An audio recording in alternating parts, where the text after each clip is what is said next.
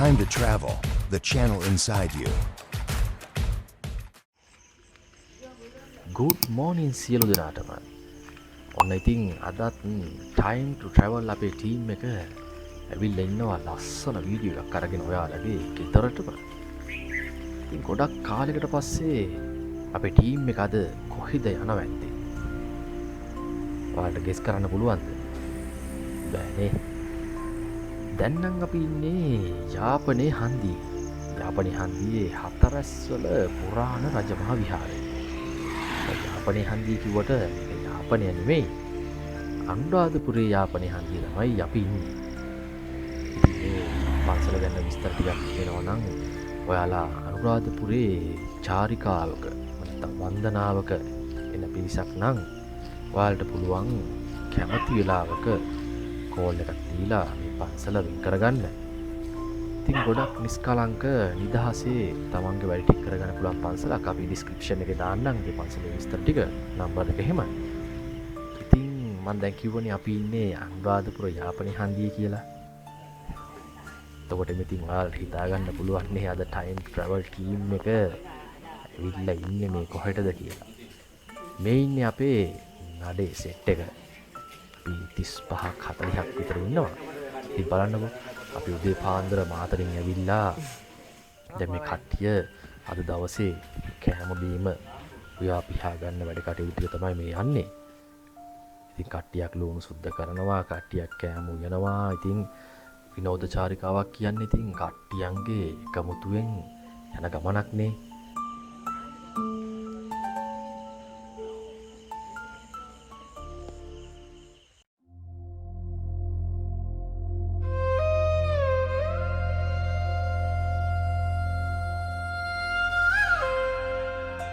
ඉතින් පන්සලත් හරිම ලස්සන පන්සලක්. අපි ඉතින් මේ පන්සලේ වැඩ කටයුතු ටික ඔක්කොම නිමා කරගෙන ඉස්සෙල්ලම අපේ ටයිම් ට්‍රැවල් ටීම් එක මේ යන චාරිකාව ආරම්භ කරන්න. අපි ආවේ කොතෙන්ටද? මෙතන ඔයාලට අන්තිමෙන් කියන්න ඕනේ නෑනේ. මේ තමයි රුවන්වැලි මහසෑ රදුන්ගේ පුදබිම. ඉතින් මේ දවස් 3ක් පුරාවටම ඔයාලා එක්ක විනෝදය, ත්‍රාස්‍ය, හාස්‍ය කැටි කරගත්තු මේ චාරිකාවේ ආරම්භය අපි ගන්න හිතුවේ මේ වගේ තුන් පුදබිමක් ළඟදී. ඉතින් වැඩි කතා නැතුව ඔයාලා චුට්ටක් මේ වටපිටාව, මේ සුන්දරත්වය නරඹන්නකෝ.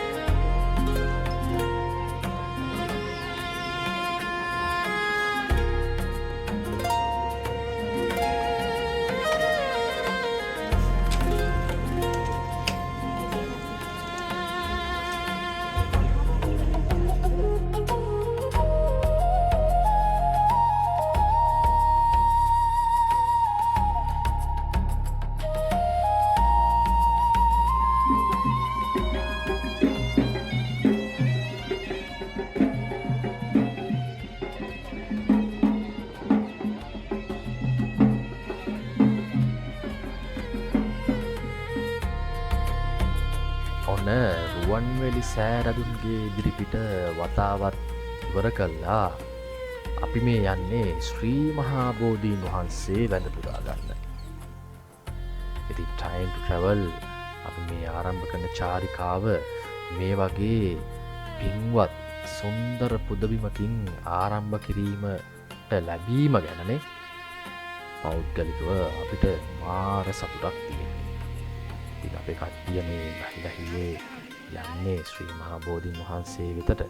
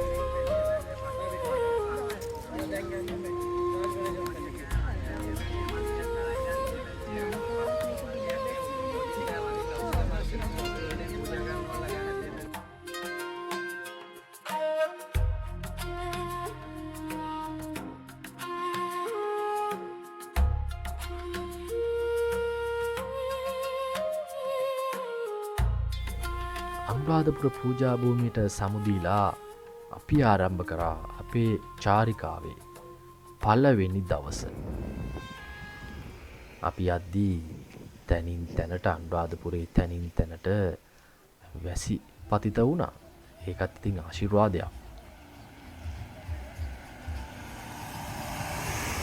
මේ මදකට බස් රථය නවත්තලා තියෙන්නේ එන මොකකටවත් නෙවෙයි.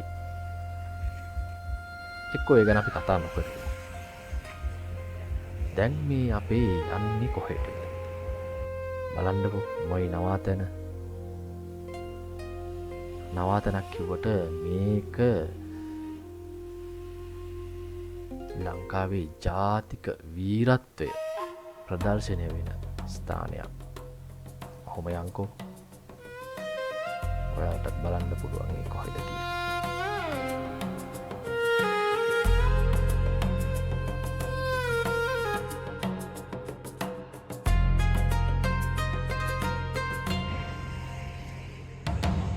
මෙතන තමයි ඒ තැන. නම දැක්ක ගමන් ඔළුවට එන්නේ කවුද? හසලක ගාමිණී රණවිරුව නේද? ඔව්. අපි දැන් ඉන්නේ අලිමංකඩ.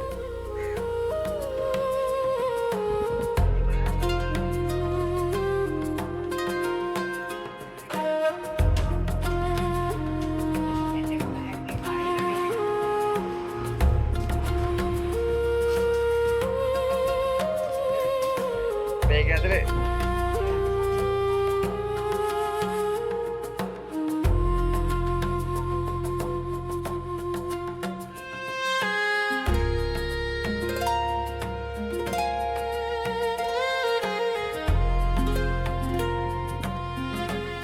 බලන්නකො ඉතින් මේ වටපිටාව.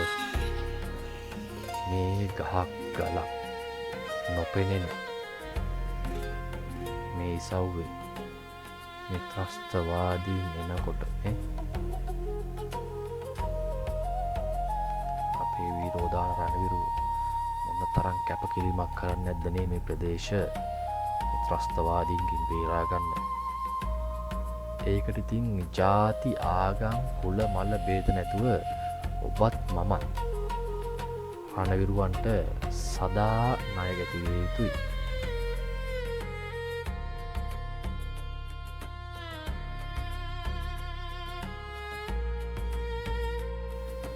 මේ තියෙන්නේ ඒ අභීත රණවිරුව ගාමිණී කුලරත්න රණවිරුව වෙනුවෙන් ඉදි කරලා තියෙන ස්ථානය. එතන ඉතින් ගොඩාක් දේවල් ඔයාලට ඉගෙන ගන්න, දැක බලා ගන්න පුළුවන්. එතුමාගේ පිළිරුව එතුමා විසින් විනාශ කරන ලද ත්‍රස්තවාදී බෝම්බ විශාල ප්‍රමාණයක් පුරවගෙන ආපු ඒ තොඹකරය, ඒ බුල්ඩෝසරය, තොඹකරය නෙමෙයි අතන බුල්ඩෝසරය. ඒක මාරම දෙයක්. ඒක මෙහෙම වචනයෙන් විස්තර කරන්න බෑ. ඒ හැම දෙයක්ම ඔයාලට මෙතනින් සජීවීව බලා ගන්න පුළුවන්. ඉතින් ඔය අනුරාධපුරය, යාපනය, ඒ ප්‍රදේශවල යන අය මෙතන මොහොතක් නැවතිලා මේ රණවිරුවන්ට උපහාර දක්වලා යන්න අමතක කරන්න එපා. ඉතින් අපි තීරණය කරා මේ අලිමංකඩට ආපු වෙලාවේ අපේ උදෑසන ආහාර වේලත් මෙතනින් අරගෙනම යන්න. ඒක ලේසියිනේ.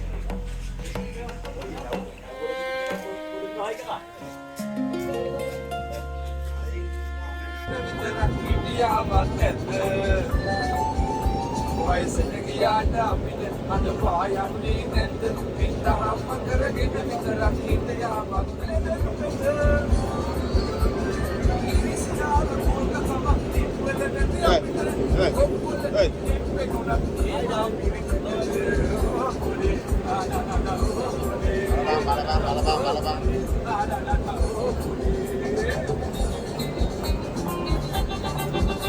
වයසට ගියාට අපිට අද පායන්නේ නැද්ද? පිටහම කරගෙන විතරක් හිට යාමක් නැද්ද?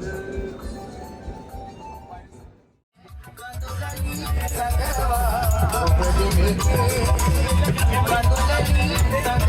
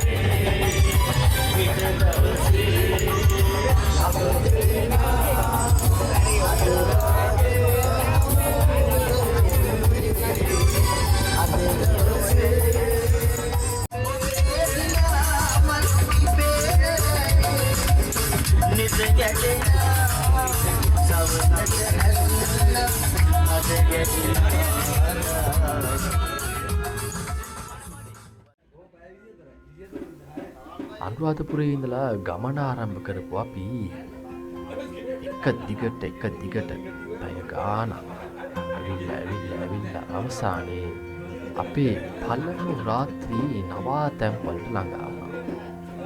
ඔයාලා හිතන්නේ අපි කොහෙද ඉන්නේ කියලා හිතා ගන්න පුළුවන්ද? ඔව්. අපි ඉන්නේ දැන් යාපනයේ. ඒ පළවෙනි නවාතැන්පලේ තමයි මේ රැඳිලා ඉන්නේ. මෝටම ගොඩාක් හිස කර දවසක් අද. අපි පළවෙනි දවසේ අපි අතර මග හමු වෙන තැන් කිහිපයක් නරඹමින් ඇවිල්ලා අපේ ප්‍රධාන අරමුණ උනේ පළවෙනි දවසේ අපේ නවාතැන්පලට එන්න. ඉතින් මේ නාදන් ලොජ් එක ගැන විස්තරත් ඔයාලට යාපනයට එනවා නම් අපි ඩිස්ක්‍රිප්ෂන් එකේ නම්බරයක් දාලා තියන්නම්. ඒකට පුළුවන් කරගන්න. ඉතින් මේ වගේ චාරිකාවක් එද්දී හැමෝටම වෙනසක් වෙන්න මේ වගේ තැනක නැවතුනාම සින්දුවක් කියලා විනෝද වෙන ගමන් චාරිකාවේ අසවිඳින්න කාටත් පුළුවන්.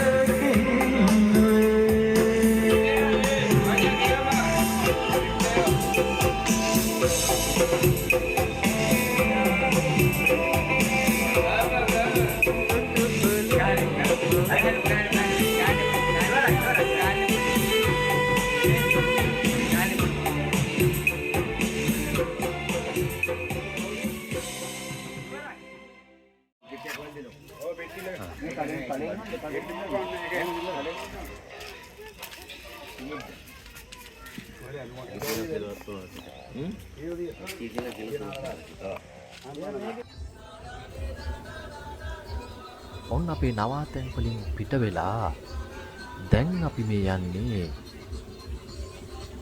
තවත් සුවිශේෂී වූ ස්ථානයක් බලන්න. හැම වෙලාවෙම සර්ප්‍රයිස් දෙන්න ඕනේ නෑනේ. යාපනයේ ඉන්නව නම් යාපනයේ යනවා නම් ඔයාලා දන්නවා ඉතින් යාපනයේ කොහෙටද යන්න තියෙන්නේ කියලා. ඔව් අපි මේ යන්නේ නාගදීපය වැඳ පුදා ගන්න. ඉතින් යාපනයේ ටවුමනේ ටවුමට ආවම කිසි වෙනසක් දැනෙන්නේ නැහැ. කොළඹ ඉන්නවා වගේ කොළඹ අතර ඉන්නවා වගේ.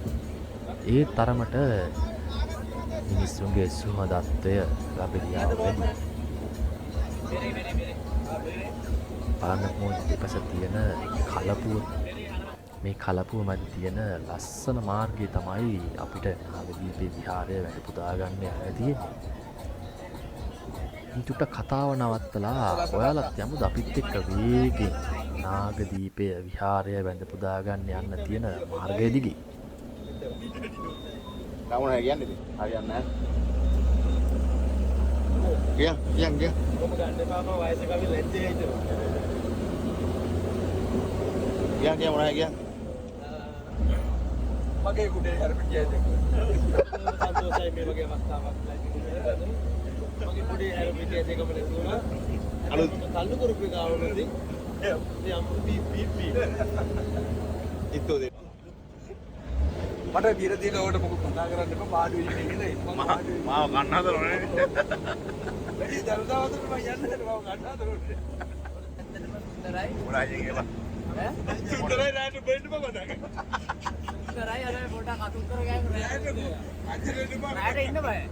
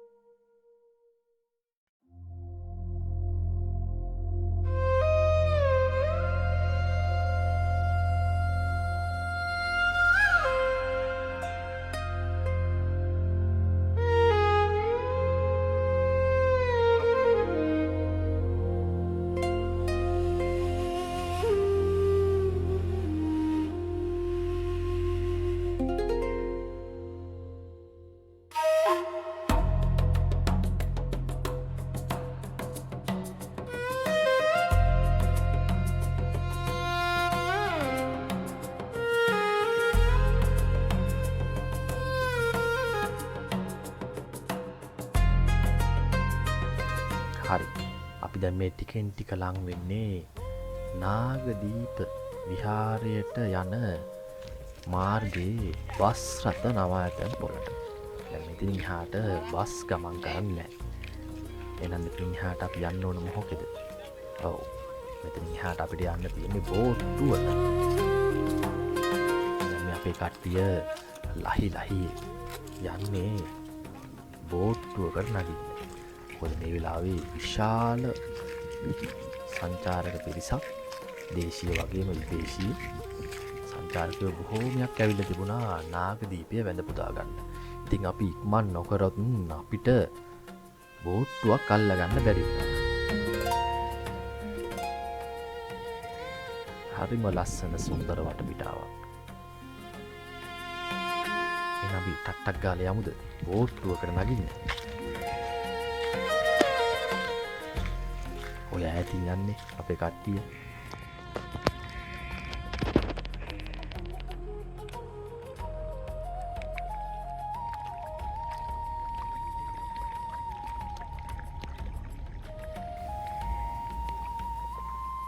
කොච්චර ඉක්මනට ආවත් මෙන්න මෙහෙම ටිකක් වෙලා පොලිමේ ඉන්න ඕන. ඔන්න කොහොම හරි පොලිමේ ඉඳලා අපි නැගගත්තා බෝට්ටුවකට. දැන් ඉතින් විනාඩි 15ක 20ක බෝට්ටු ගමනකින් පස්සේ තමයි අපිට නාගදීපයට ළඟා වෙන්න පුළුවන්. එන්න යන්න අපිත් එක්ක බෝට්ටුවේ පාවෙලා නාගදීප විහාරය වැඳ පුදා ගන්න.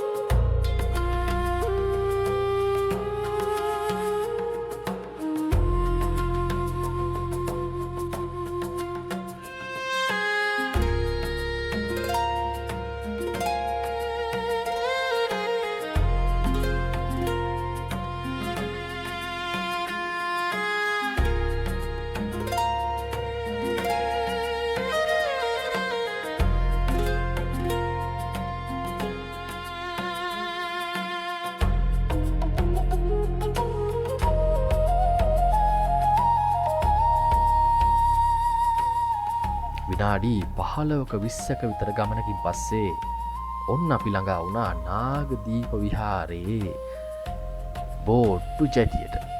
ඉතින් ඔයාලට විශේෂ දෙයක් කියන්න තියෙනවා. ඔයාලා අනිවාර්යයෙන් මේ බෝට්ටුවට නගිනවා නම් මේ ජීවිතාරක්ෂක ඇඳුම අඳගන්න අමතක කරන්න එපා. ඒක ඔයාලගේ ආරක්ෂාවට හොඳයි.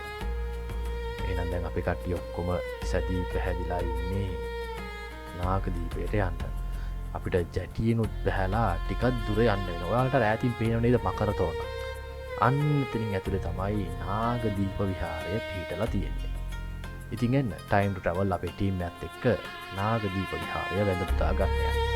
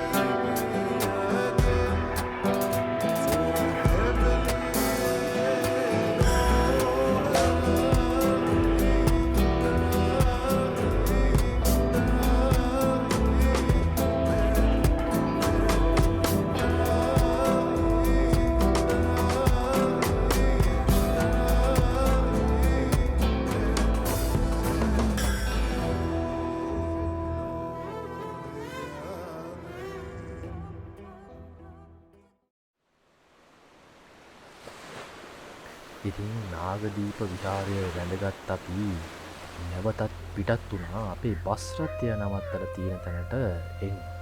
ඉතින් මේකටත් ඔයාලට එන්න වෙන්නේ බෝට්ටුවට.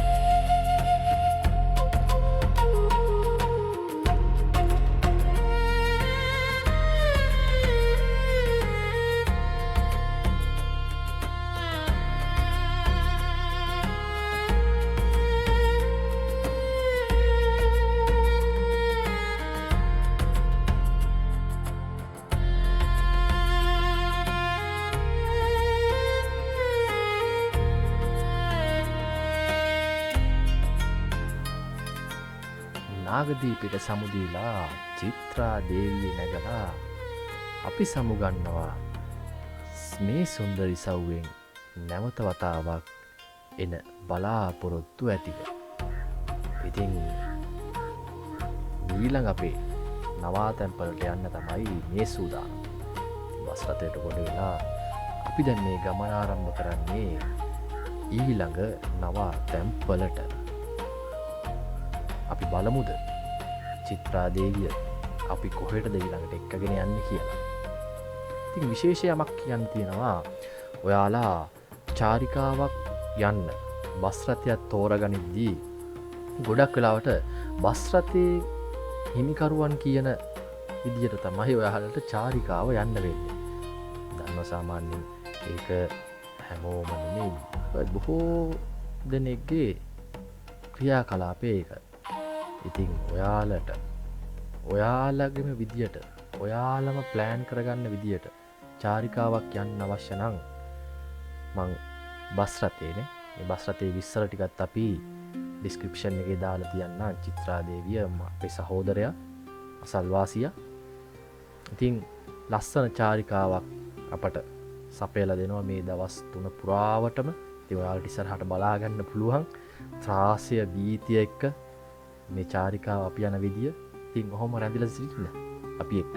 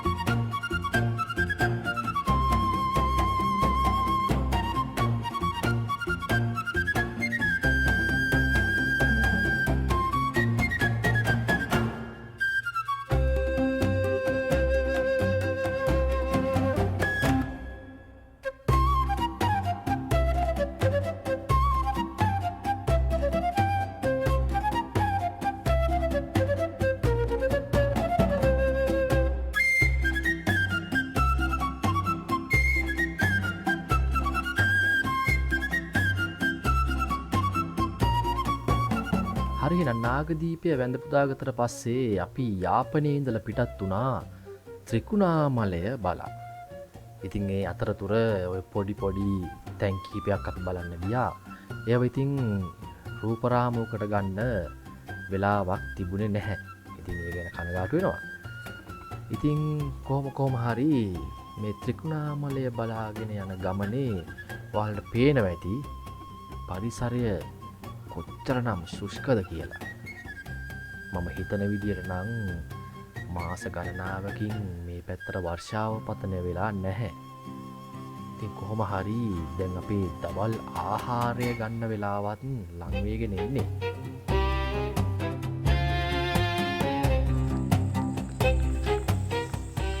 මෙන්න මේ ඉසව්වේ අපි දවල් ආහාරය අරගෙන නැවතත් ත්‍රිකුණාමලය බලා පිටත් වෙන්න තීරණය කරා. ඉතින් අපිත් එක්ක ඔයාලත් යමු ඉක්මනටම මේ යාපනය ත්‍රිකුණාමලය මාර්ගය දිගේ වේගයෙන්.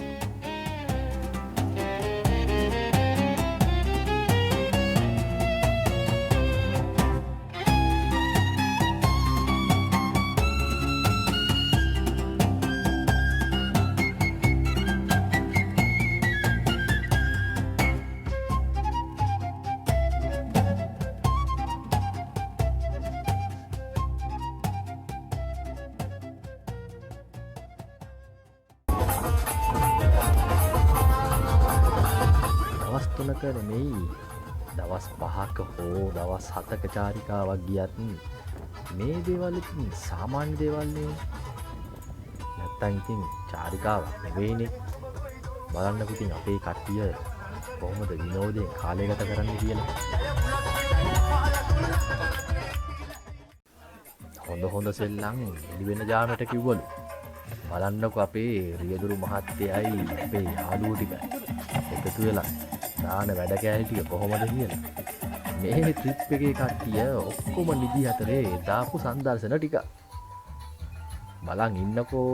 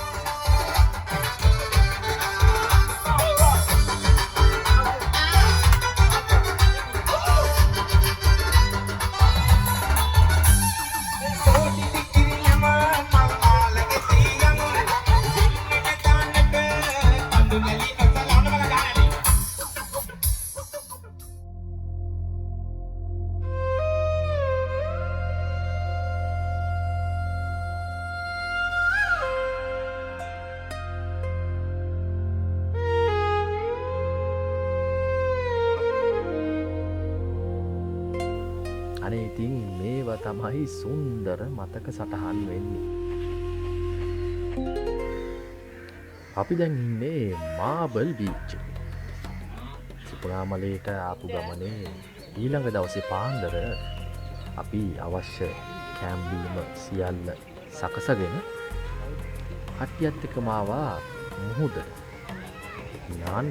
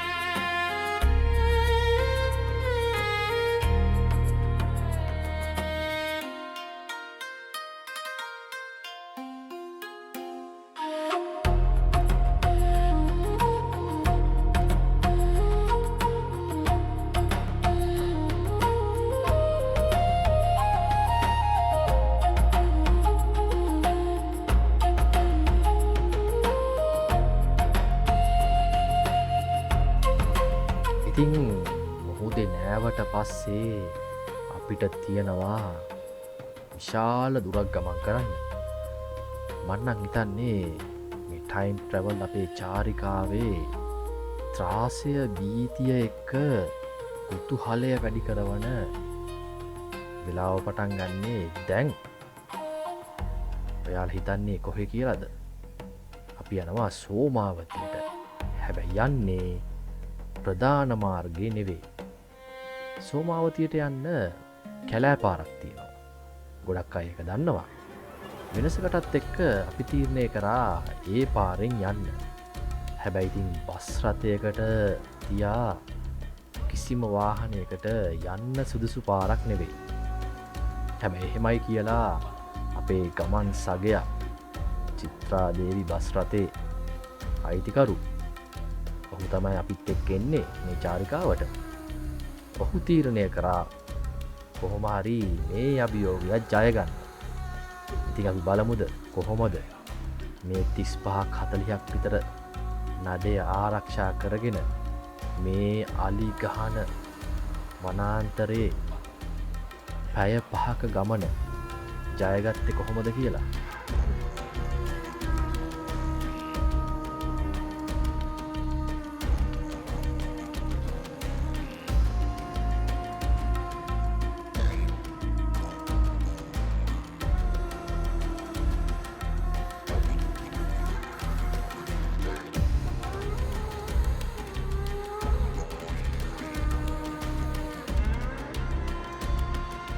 පාර කිලෝමීටර් 47කට ආසන්න දුරක් තියෙනවා. හැබැයි මේ කිලෝමීටර් 47 ගෙවා දමන්න අපිට පැය 5ක් විතර ගත වෙනවා. ඇයි එච්චර වෙලාවක් යන්නේ? ඔයාලට පාර දිහා බැලුවම පේනවා ඇතිනේ. මීහරක් නාවන වලවල්. ඉතින් බස් රථයක් මේකෙන් ගමන් කරනවා කියන්නේ ඉතින් කිසිම කෙනෙක් කැමති වෙන්නේ නැහැ. විශේෂයෙන් බස් රථ අයිතිකරුවන් කැමති නැහැ මේ වගේ තැන්වලින් තමන්ගේ බස් රථය අරගෙන යන්න. ඉතින් රියදුරු මහතා එතුමා තමයි මේ බස් රථයේ අයිතිකරුවා. ඔහුම තමා අපේ ගමනට එකතු වුනේ. ඉතින් ඔයාලට පේනවා ඇති මේ නිතරම එළියට බැහැලා මේ දෙපැත්තේ තියෙන ගස්වල අතු කපාගෙන පාරවල් බලාගෙන අපිට උදව් කරන සහෝදරයෝ දෙන්න. ඉතින් මේ ඉන්නේ අපේ බස් රථයේ රිදුරු මහත්තයාගේ සහයෝගයට පැමිණි සහෝදරයෝ සියලුම දෙනා අපේ ගමේ කට්ටිය. ඒ නිසා අපිට මේ අභියෝගය ජය ගන්න තරම් අපහසුනේ නෑ. බලන්නකො මග දෙබස කටු ගස් වලින් පිරීලා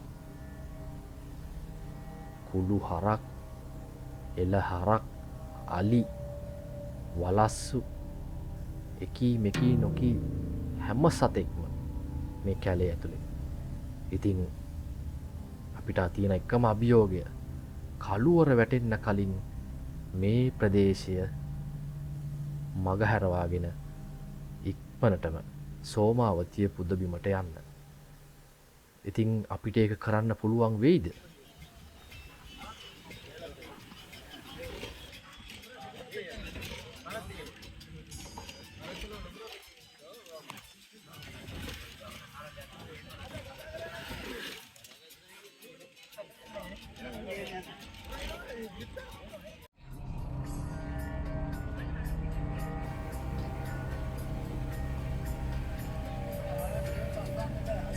ඔක්කොටම වැඩිය මේ කටුගස් මාර්ගයේ දෙපසට වැටිලා ඒ බස් රථයට ගොඩක් කලාබාහන සිදු වුණා.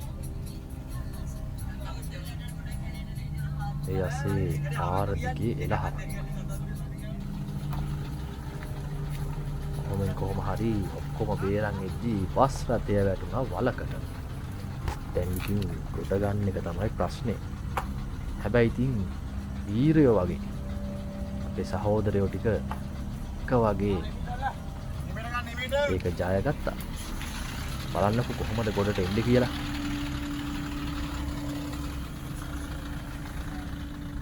විශේෂම දේ තමයි මේ වගේ ප්‍රශ්නයක් ඇති වුණාම බස් රථය ඇතුළේ ඉන්න සෙනග බස්සවන්න බෑ. මොකද මේකේ අලියයි. ඒකත් අපි සැලකිලිමත් වෙන්න ඕනේ. ඉන්න පිරිසත් ආරක්ෂා කරගෙන බස් රථයටත් අලාභහානියක් නොවි මේ ගමන නිමා කරන්නයි අපේ උත්සාහය. ඒ කොහොම හරි ඒ වලනම් ජයග්‍රහණය කරා. එහෙම කිව්වට ඉතින් තව අඩි 2-3ක් එද්දී තව වලවල්. කීයට නම් යන්න පුළුවන් වෙයිද මේ මාර්ගේ?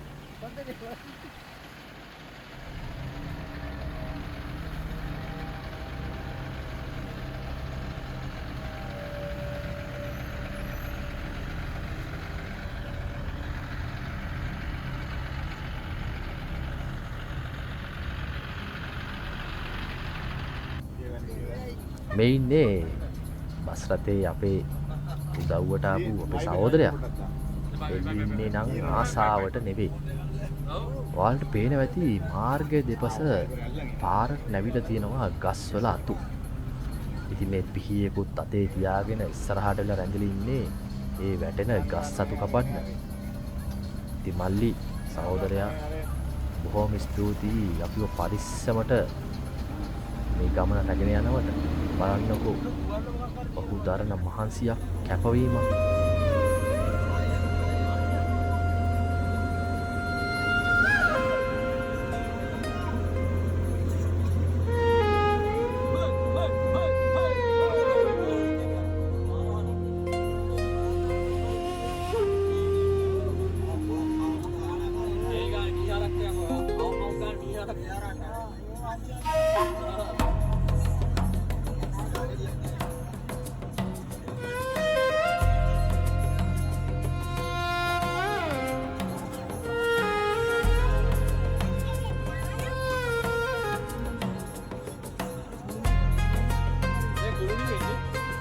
වගේ.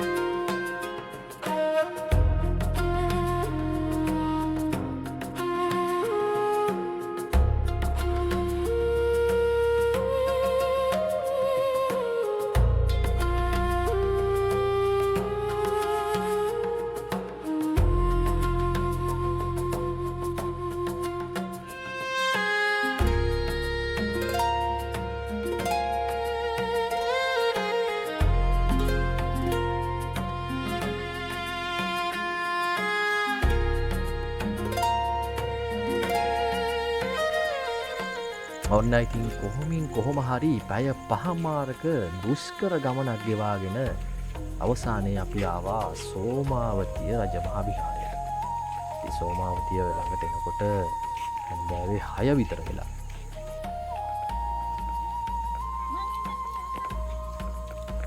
මේ වෙලාවේ තමයි සෝමාවතියේ ලස්සන වගේම බිහිසුණු බව තියෙන්නේ.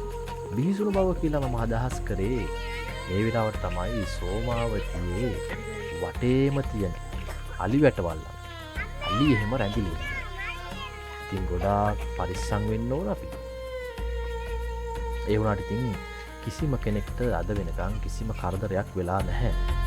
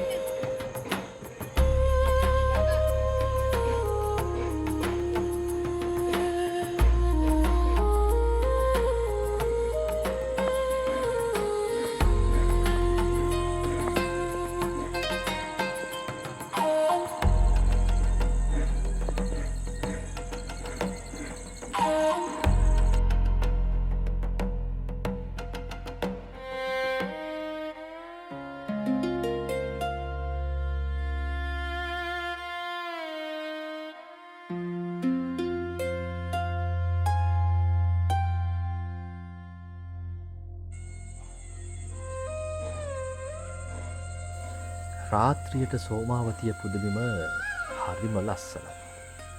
දෙවිවරු වැඩම කළා වගේ. ඒක අපි හැබැයින් දැක්කා.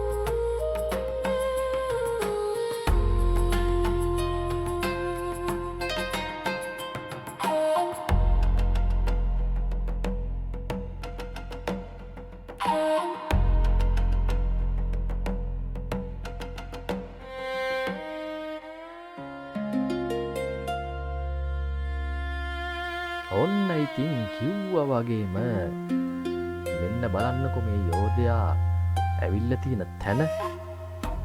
හැබැයිතින් මිනිස්සුන්ට අනතුරක් කරන්න යාට බෑ මොකද දෙපැත්තෙම අලි වැට. නැදට වෙලා බණහන එන ලස්සන බලන්නක.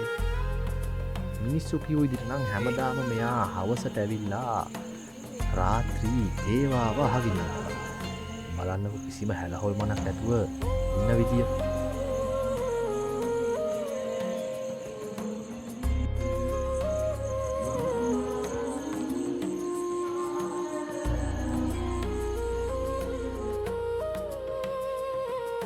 ඉතින් අපේ චාරිකාව ඔන්න ඔහොමයි ගෙවිලගී.